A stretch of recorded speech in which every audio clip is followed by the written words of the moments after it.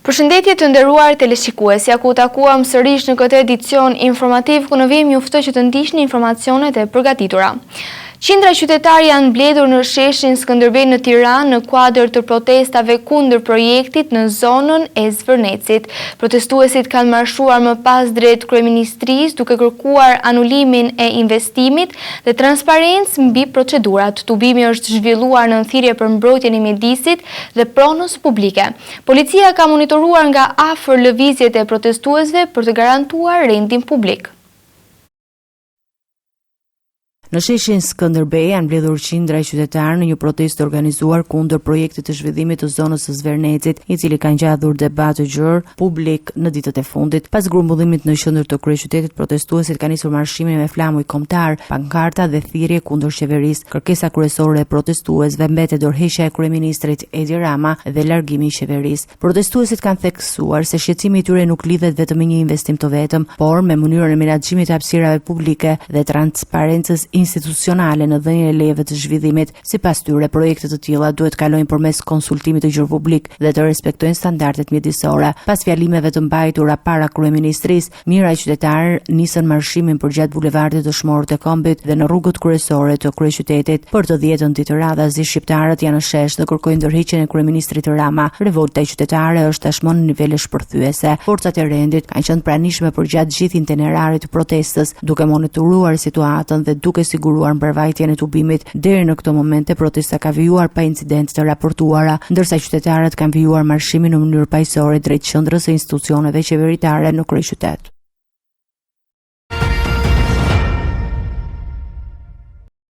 Kryeministri Edi Rama ka deklaruar se për zonën e Zvërnecit nuk ekziston asnjë projekt ndërtimi, por vetëm një proces dhe interes nga kompania private. Ai tha se nuk ka leje ndërtimi dhe për rrjedhoj nuk mund të flitet për anulim projekti. Rama komentoi edhe protestat e zhvilluara duke i cilësuar si pjesë e normalitetit demokratik. Sipas tij, Ishulli i Sazanit nuk është në shitje dhe mbetet pronë e shtetit shqiptar. Ka konferenca e tretë kombëtare e arsimit dhe forumit profesional, kryeministri Edi Rama ju përgjigj akuzave të ngritura gjatë protestave të fundit në Tiranë. Kundër të tjera është kundërshtuar projekti i investimit në zonën e Zvërnecit dhe janë ngritur shqetësime për shpopullimin e vendit dhe punësimin e të huajve. Rama i cilësoi këto pretendime si të pavërteta dhe të shkëputura nga realiteti ekonomik i vendit. Ideja që investitorët e huaj vinë në Shqipëri për të ndërtuar rezorte të cilat janë për shumë të pasurit dhe për punonjës nga Pakistani, nga Bangladeshi apo nga Filipinet, sepse duan t'i paguajnë shumë pak, është një ide që nuk ka asnjë lidhje me realitet. Është gabim i madh që të flitet në këtë mënyrë, edhe është një gënjeshtër e madhe që të mendohet në këtë mënyrë. Spari, ne nuk është se kemi një numër të madh investitorësh të huaj në turizëm. Sapo ka filluar një interesim nga kapitali dhe nga sipërmarrja e huaj për Shqipërinë, që lidhet me suksesin e Shqipërisë në turizëm. Sipas tij, investimet e mëdha ndërkombëtare nuk shkatrojnë mjedisin, por përkundrazi kontribuojnë në zhvillimin dhe standarde më të larta. Nuk ka prova që kapitali i huaj dhe sipërmarrja prestigjioze ndërkombëtare të ketë luajtur rol në shkatrimin e natyrës apo të jetë shkaktarja kryesore e dëmeve që janë bërë mjedisit. E kundërta është e vërtetë. Madje Rama ironizoi edhe protestat, pasi sipas tij nuk ka ende një projekt konkret. Këtu BPB sigur po importon plerë, sepse është një qasje e cila nuk niset nga faktet, nuk niset nga projekti, nuk niset nga studimi i mjedisit, por niset vetëm nga një frikë dhe njëkohësisht nga një ideologji që nuk është kompatibël me zhvillimin. Kryeministri Edi Rama ka reaguar ndaj protestave të fundit në Tiranë duke i cilësuar akuzat për investimet në zvërnes dhe shpopullim si të pavërteta dhe pa lidhje me realitetin.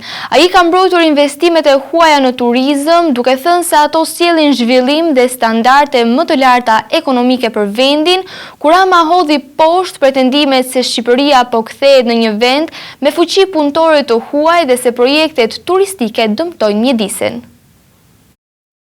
Në një konferencë për shtyp me gazetarët Bashkimit Evropian, kryeministri Edi Rama nuk është ndalur të debatet e fundit publike lidhur me projektin e pretenduar në zonën e Zvërnecit, duke theksuar se nuk ekziston asnjë projekt zyrtar ndërtimi. Sipas tij, situata e krijuar në publik është ndikuar nga keq interpretimi një konflikti në terren, i cili ka përfshirë një incident mes një roje sigurie dhe një protestuesi pra një prone private. Rama tha se pikërisht ky rast ka shërbyer si shkak për përshkallëzimin e protestave. Kjo protestë është provokuar nga një akt i shëmtuar dhune, nga një roje sigurie kundër një protestuesi në kufirin e tokës, vendi për cilën po flasim që për një javë apo më shumë tashmë, për të cilën morën masa më të ashpra dhe më të shpejta. Protesta është ndruar në protestë masive me refrenin anuloni projektin. Thash po e anulojmë në këtë moment, por më tregoni projektin, nuk ka projekt, tha kryeministri. Kreu i qeverisë theksoi se ndonse se ekziston një kompani interesuar për zhvillimin në zonë, nuk ka ende asnjë leje ndërtimi apo projekt të miratuar. Nëse dikush thot se ka një leje ndërtimi, le ta tregoj atë. Përkundrazi, nëse më pyesni dhe jeni të interesuar për faktet, po, ka një proces, po, ka një kompani. Sigurisht që ka një kompani, por fakti që ka një kompani nuk do të thotë se ka një projekt. Rama reagoi edhe ndaj raportimeve në mediat ndërkombëtare, të cilat kanë pasqyruar pretendimet e protestuesve se në zonë ekziston një projekt konkret. Ai i cilësoi këto raportime si të pabazuara në informacion të pasakt dhe keq interpretim të situatës. Ju keni ardhur pas disa ditësh kur historia është përhapur në mënyrë të gabuar, por nuk ka projekt. Gjatë deklaratës së tij, Rama u ndal edhe tek çështja e ishullit të Sazanit, duke sqaruar se nuk ka asnjë marrëveshje për shitjen apo privatizimin e tij. Sipas tij, çdo diskutim lidhet vetëm me një bashkëpunim të mundshëm investimi dhe jo me transferim pronësie. S'kemi marrëveshje për ishullin e Sazanit, sepse po negociojmë prej 2 vitesh, kur s'kan kërkuar ta blejnë ishullin dhe po ta kërkonin, kur nuk na ka shkuar ndonjëherë në përmend alternativa për ta shitur ishullin. Marrëveshja ka të bëjë me sipërmarrjen e përbashkët mes investuesit dhe Shqipërisë. Ishulli u përket shqiptarëve, Republikës së Shqipërisë. Ai shtoi se protesta paqësorë janë pjesë normale e një shoqërie demokratike, ndërsa theksoi se debatet e fundit duhet të shërbejnë si reflektim për të gjitha palët.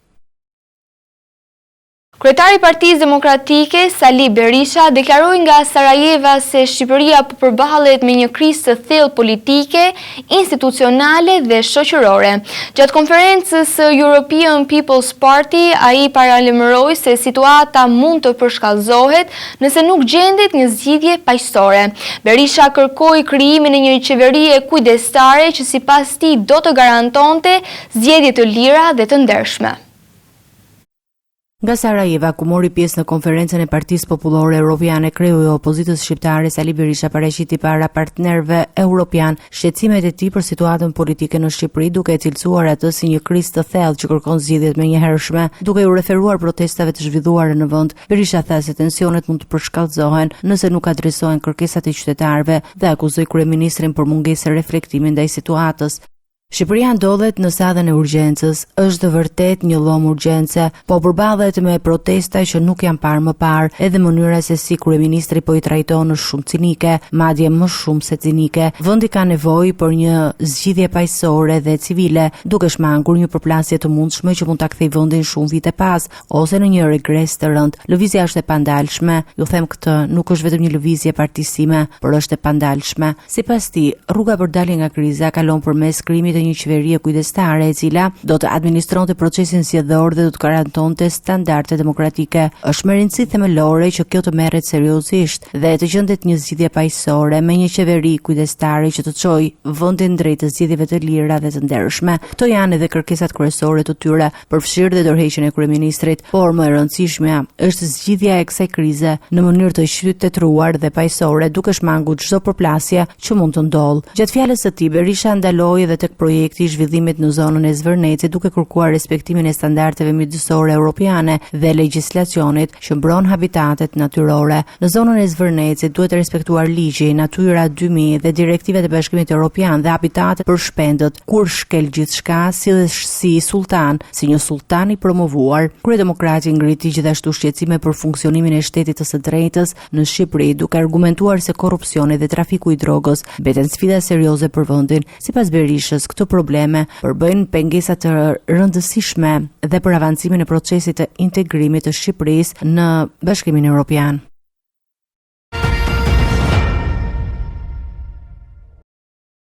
Në zonën e Baksëriollit në Velipoj janë rritur tensionet mes banorëve që pretendojnë pronësinë e tokave dhe subjekteve që po zhvillojnë një projekt turistik. Sipërfaqet të tëra janë rrethuar me tela me gjemba, ndërsa banorët akuzojnë për tjetërsim dokumentash pronësie dhe zaptim pronash. Situata është shoqëruar me përplasje dhe ndërhyrje të policisë private. Banorët kanë zhvendosur protestën e tyre edhe në Tiranë. Situata në zonën e Baksëriol në Velipoj vijon të mbetet i tensionuar pas vendosjes së rrethimeve me tela me gjemba në sipërfaqe toke që banorët vendas pretendojnë se janë pronë e tyre. Prej muajsh banorët e zonës kanë dalë në protesta duke kundërshtuar atë që e cilësuan si zaptim të tokave dhe tjetërsim të dokumenteve të pronësisë. Sipas tyre, ish zyrtari i kadastrës të Shkodrës ka ndryshuar të dhënat e pronësisë duke përfituar sipërfaqe të mëdha toke, të cilat më pas janë shitur një investitori për ndërtimin e një resorti turistik në Bregdet. Çështja po ndiqet nga prokuroria e Shkodrës, por pavarësisht hetimeve, projekti nuk është ndalur. Kjo situatë ka sjellë përplasje të përsëritura mes banorëve, përfaqësuesve të kompanisë ndërtuese dhe policisë private që ruanin territorin. Në disa raste situata ka degeneruar edhe në konfrontime fizike, duke sjellë procedime penale ndaj disa banorëve. Banorët e konsiderojnë vendosjen e rrethimeve me tela me gjëmba si simbol të padrejtësisë dhe humbjes së pronës. Në reagimin e tyre publik, banorët shprehen se çështja nuk lidhet vetëm me pronën, por edhe me dinjitetin e tyre, duke cilësuar situatën si një konflikt të hapur mes komunitetit dhe interesave të zhvillimit privat. Pas protestave në Velipoj, një pjesë e banorëve ka zhvendosur tubimin e tyre edhe në Tiranë, ku janë bashkuar në protesta masive dhe po vijon prej disa ditësh në kryeqytet. 5 ditë pas denoncimit për zhdukjen e Eglant Koçit, hetimet e policisë të Tiranës kanë marrë një kthes të rëndësishme. Autoritetet dyshojnë se 34 vjeçari është vrarë, ndërsa për autor të krimit dyshohet një mik i tij i ngushtë, i shpallur tashmë në kërkim. Një person tjetër është arrestuar si bashkëpunëtor i dyshuar në ngjarje. Kërkimet vijojnë për gjetjen e trupit të riut dhe zbardhjen e plotë të rrethanave. Hetimet për zhdukjen e 34 vjeçarit Eglant Koçi kanë çuar policinë drejt dyshimeve se bëhet fjalë për një krim të rënd. 5 ditë pas kallëzimit të familjarëve, grupi hetimor ka mbledhur prova që sipas burimeve zyrtare krijojnë bindjen se i riu mund të jetë vrarë edhe më pas trupi i tij të jetë fshehur. Pista kryesore e hetimit çon te Armand Shaka, i konsideruar mik i afërt i viktimës. Ai ishte shpadhur në kërkim ndërsa autoritetet po punojnë për lokalizimin dhe arrestimin e tij. Në pranga ka përfunduar edhe Enea Zyferi, i cili dyshohet se ka ndihmuar në fshehjen e ngjarjes. Sipas hetimeve, ai ka qenë pranë vendit ku dyshohet se është kryer krim dhe mund të ketë pasur dieni për lëvizjen e autorit të dyshuar. Pamjet e kamerave të sigurisë kanë luajtur një rol kyç në rindërtimin e itinerarit të 34 vjeçarit. Nga verifikimet rezulton se ai ishte parë për herë të fundit në zonën e bulevardit Jeanne d'Arc, pra një ambienti të lidhur me të dyshuarin kryesor. Sipas hetuesve, pas hyrjes në atë zonë, Koçi nuk është parë më të largohet. Kontrollet në terren dhe analiza e provave kanë ngritur dyshime se pas ngjarjes është përdorur një automjet për të transportuar trupin. Ndërkohë, policia dyshon se janë ndërmarrë edhe veprime për të humbur gjurmët e krimit. Një prej tyre lidhet me zhvendosjen e motorit të viktimës nga zona ku dyshohet se ndodhi ngjarja drejt zonës së 5 Majit, ku mjeti u gjet disa ditë më vonë. Aktualisht forcat e policisë po zhvillojnë kërkime në zona të ndryshme të periferisë së Tiranës me qëllim gjetjen e trupit dhe sigurimin e provave të tjera që mund të ndihmojnë në zbardhjen e plotë të ngjarjes. Edhe pse 34 vjeçari rezulton i punësuar në një biznes mobilerie, hetuesit po verifikojnë informacione që e lidhin atë me aktivitetet në fushën e kriptomonedhave. Kjo mbetet një nga pistat ku po përqendrohet hetimi për të kuptuar motivin e mundshëm që çojë në zhdukjen dhe vrasjen e të dyshuarit të tij. Policia ka gjetur automjetin që dyshohet se u përdor në vrasjen e 27 vjeçarit Ardian Baloshi në Paskuqan. Mjeti u zbulua i fshihur pranë liçenit të Bovillës, ndërsa autori i dyshuar, Sadik Llani, vijon të jetë në Arati. Forcat e Renea po zhvillojnë kontrolle intensive për lokalizimin e tij. Hetimet po përqendrohen edhe te motivet që mund të kenë çuar në krimin e rënd. Hetimet për vrasjen e 27 vjeçarit Ardian Baloshi kanë zbuluar detajet e reja lidhur me lëvizjet e autorit të dyshuar pas ngjarjes. Policia ka gjetur automjetin që dyshohet se është përdorur nga Sadik Llani për të kryer krimin i fshehur me spemëve në afërsi të liçenit të Bovillës. Sipas grupit hetimor, itinerari i ndjekur nga autori është ndërtuar përmes pamjeve të kamerave të sigurisë tek bizneset përgjatë rrugës. Gjatë kontrollit të automjetit tip Mercedes-Benz, ekspertët nuk kanë gjetur sende të kundërligjshme apo prova që mund të çojnë drejt për drejt tek vendodhja e autorit. Dyshimet janë se arma e përdorur në krim e llojit Kalashnikov është marrë me vete nga 39 vjeçari para se të braktiste mjetin. Për këtë arsye operacioni për kapjen e tij është intensifikuar. Forcat speciale Renea kanë ushtruar kontrolle në të paktën 15 objekte të ndryshme, përfshirë dhe banesa të vjetra të dyshuarit në fshatin Rancë të Krujës. Megjithatë, deri në këto momente nuk është bërë mundur gjendja e tij. Burimet nga hetimet bëjnë të ditur se policia dyshon se Llani mund të jetë fshehur në zonat malore të Krujës për shkak të rrezikshmërisë së lartë që ia atribuohet. Autoritetet kanë shpadur një shpërblim prej 10.000 eurosh për çdo informacion që ndihmon në lokalizimin dhe arrestimin e tij. Ndërkohë, për të sqaruar rrethanat e ngjarjes, hetuesit kanë marrë në pyetje 8 persona, mes tyre dëshmitar okular dhe persona të afërt me viktimën. Sipas dëshmive të mbledhura, mes Baloshit dhe autorit të dyshuar kishte ekzistuar një konflikt i hershëm më shumë se një vit më parë, por më pas marrëdhëniet mes tyre ishin normalizuar dhe ata kishin vazhduar të shoqëroheshin. Sa i përket motivit, një nga pistat kryesore të hetimit lidhet me aktivitetin në fushën e narkotikëve. Dyshimet e policisë mbështeten edhe në precedent penal të autorit të dyshuarit, i cili rezultoni arrestuar më parë për posedim të lëndëve narkotike dhe i dënuar për vjedhje. Hetuesit po verifikojnë nëse mosmarrëveshje të mundshme që lidhen me trafikun e drogës mund të kenë qenë shkaku që çoi në vrasjen e të riut.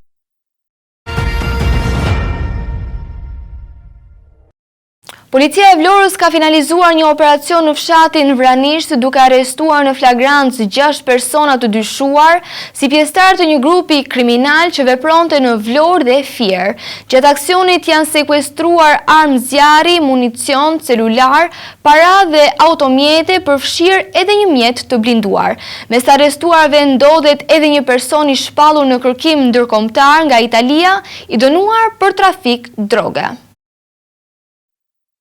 Një operacion i gjerë policor është zhvilluar mbrëmjen e dieshme në qarkun e Vlorës, ku forcat e rendit kanë goditur një grup kriminal të dyshuar për rrezikshmëri të lartë shoqërore, i cili dyshohet se vepronte edhe në zonën e Fierit. Aksioni është përqendruar në fshatin Vranisht, ku forcat e policisë kanë rrethuar një lokal dhe kanë arrestuar në flagrancë 6 persona të dyshuar si anëtar të grupit. Sipas policisë, në operacion janë sekuestruar 4 armë zjarri, pistoleta, municion luftarak dhe 7 aparate celulare, një mjet 850 euro, dhe 3 automjete, 2 prej të cilëve me targa të huaja dhe një i blinduar. Të arrestuarit janë identifikuar si Florian Shala alias Florian Adhias, Neritan Dalipaj alias Neritan Qejvanaj, Aleksandr Dula alias Aleksandr Thomaj alias Ilir Dula, Miço Beqiraj, Dritan Çelaj dhe Turi Algjoni. Ky i fundi dyshohet si autori plagosjes me armë zjarri të një 27 vjeçari në qytetin e Vlorës. Ngjarja ndodhur 2 ditë më parë në zonën e Çoles. Sipas të dhënave zyrtare,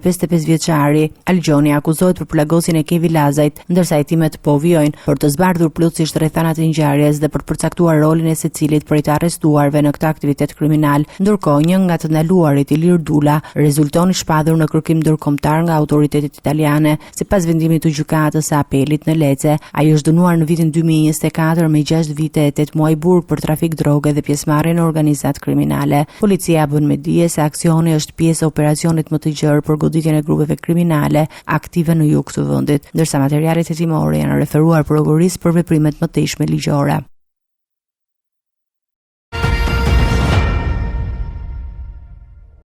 Ish-ministri i Shëndetësisë Ilir Beqaj ka kërkuar në gjykatë pushimin e çështjes ndaj tij në kuadër të dosjes së sterilizimit. Ai ka kundërshtuar vlefshmërinë e pronave digjitale duke pretenduar se ato nuk janë të certifikuara dhe se disa dokumenta nuk përmbushin standardet ligjore.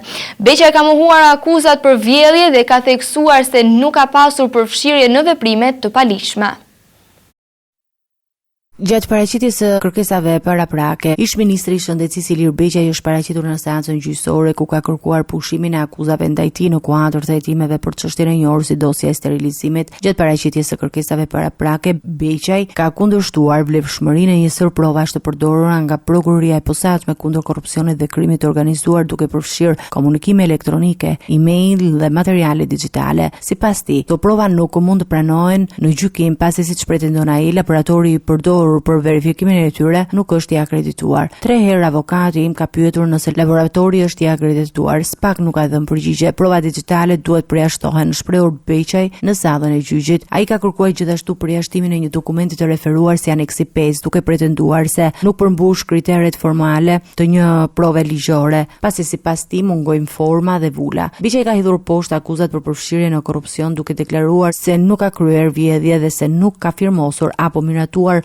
pagesa në cilësinë e tij si ministër. Ai ka shtuar se ligji nuk përcakton qartë sipas tij përgjegjësinë për sjelljet caktuara që i atribuohen në këtë çështje. Gjithashtu ish-ministri ka kërkuar pushimin e plotë të çështjes penale, duke deklaruar se nuk pranon akuzat për hyrjen e kostove të koncesionit të sterilizimit. Sipas tij, prokuroria nuk ka kryer verifikime të drejtpërdrejta në strukturat shëndetësore për është mbështetur në përdhogëritje të brendshme. Çështja vijon të shqyrtohet nga gjykata, ndërsa mbrojtja dhe prokuroria pritet paraqisin argumentet e tyre në vijim të procesit. Gjykata e posaçme ka shpallur vendimin për 2 të penduar të drejtësisë, Artan Tafani dhe Kristi Bixheku, të akuzuar për një sër veprash të rënda penale. Ata janë dënuar për përfshirje në një grup të strukturuar kriminal dhe për veprimtari të lidhur me vrasje dhe shpërthime me eksploziv. Të dy përfitojnë ulje dënimi për shkak të gjykimit të shkurtuar dhe statusit të bashkëpunëtorit të drejtësisë. Gjykata e posaçme kundër korrupsionit dhe krimit të organizuar ka dhënë vendimin për 2 ish-anëtar të grupit të drejtuar nga Laert Haxhia, të cilët tashmë kanë bashkëpunuar me drejtsinë. Të pandehurit Artan Tafani dhe Kristi Bixheku janë shpallur fajtor për disa vepra penale të rënda përfshirë shkatrim prone me eksploziv, sigurim të kushteve dhe mjeteve për vrasje, si dhe pjesëmarrje në grup të strukturar kriminal. Sipas vendimit të gjykatës, Artan Tafani është dënuar fillimisht me 7 vite burg, ndërsa Kristi Bixheku me 3 vite gjysmë. Megjithatë, për shkak të gjykimit të shkurtuar dhe statusit të bashkëpunëtorit të drejtësisë, dënimet e tyre janë reduktuar përkatësisht në 2 vite e 7 muaj për Tafanin dhe 2 vite e 4 muaj për Bixhekun. Gjykata shpalli gjithashtu të pafajshëm Bixhekun për një nga akuzat që lidhet me përgatitjen e vrasjes së Genc Hidës në Lushnjë, ndërkohë Artan Tafani u shpall fajtor për përfshirjen në ngjarjen e vrasjes së Recep Kinës, e ndodhur në 6 korrik 2022 në Lushnjë, ku sipas dosjes hetimore ai ka vepruar në bashkëpunim me persona të tjerë të grupit kriminal. Vendimi i GKK-s vjen në kuadër të hetimeve ndaj një prej grupeve kriminale më të përfolura në vend, ku dëshmitë të pandehurve kanë luajtur rol kyç në zbardhjen e disa ngjarjeve të rënda. Rreth 60 shofer taksish në Sarand kanë protestuar këtë të martë para bashkisë së qytetit, duke kërkuar masa ndaj mjeteve që sipas tyre operojnë pa licencë. Ata dorëzuan një kërkesë zyrtare dhe ngritën shqetësime për konkurrencën e padrejtë nga automjete turistike dhe taksi të ardhura nga qytete të tjera. Protestuesit kanë kërkuar gjithashtu vënje në funksion të terminalit të ri të autobusëve. Në Sarand është zhvilluar këtë të martë një protestë nga rreth 60 shoferë taksisht, të cilët janë mbledhur para godinës së bashkisë për të shprehur pa kënaqësinë e tyre lidhur me funksionimin e tregut të transportit urban dhe ndërurban në qytet. Protestuesit pretendojnë se në territorin e qytetit operojnë automjete të ndryshme pa licencë, përfshirë taksi që vijnë nga qytete të tjera dhe mjete të agjencive turistike, të cilat sipas tyre po kryejnë transport pasagjerësh në mënyrë të paligjshme dhe po dëmtojnë biznesin e taksive të licencuara. Në kuadër të protestës, ato kanë dorëzuar një kërkesë zyrtare në Bashkinë e Sarandës, ku kërkojnë të hyrjet menjëhershme për të rregulluar tregun e transportit dhe për të vendosur rregulla të qarta për aktivitetin e taksive në qytet. Një tjetër kërkesë e tyre lidhet me vënien në funksion të terminalit të ri të autobusave, të cilën e konsiderojnë të domosdoshëm për organizimin e transportit publik. Gjatë protestës është vënë re një prani e shtuar e forcave të policisë në ambientet përreth bashkisë për të garantuar rendin dhe mbarvajtjen e situatës. Në një moment të tubimit, një grup protestuesish kanë tentuar të hyjnë në ambientet e institucionit për të kërkuar një takim me përfaqësuesit vendor, por janë ndaluar nga policia në hyrje të godinës. Shoferët e taksive kanë paralajmëruar se nëse kërkesat e tyre nuk merren në konsideratë nga institucionet përgjegjëse, do të vijojnë me forma të tjera proteste në ditët në vijim, duke theksuar se situata aktuale po rrezikon seriozisht aktivitetin e tyre ekonomik në qytetin turistik të Sarandës. Mbi 26.000 maturant në të gjithë vendin kanë zhvilluar provimin e dytë të maturës shtetërore në lëndën e gjuhës shqipe dhe letërsisë. Ministria e Arsimit ka reaguar pas daljes së tezës 30 minuta pas nisjes së provimit, duke theksuar se procesi nuk është cënuar. Një maturant është përjashtuar nga provimi pasi u identifikua si personi që nxori tezën.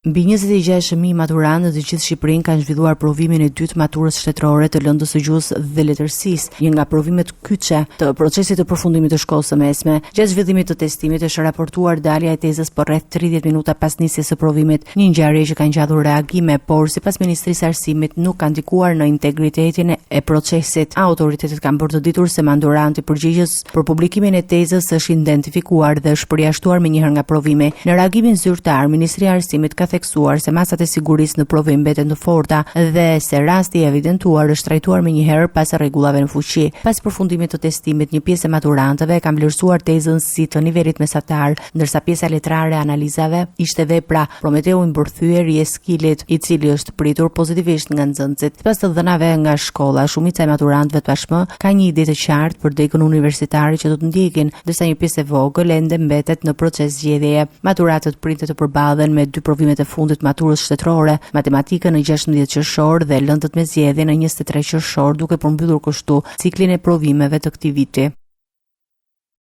Të nderuar teleshikues, kjo ishte gjithçka që kishim përgatitur në këtë edicion informativ. Së bashku do të rishihemi në edicionet e ardhshme. Deri atëherë, miru takofshim.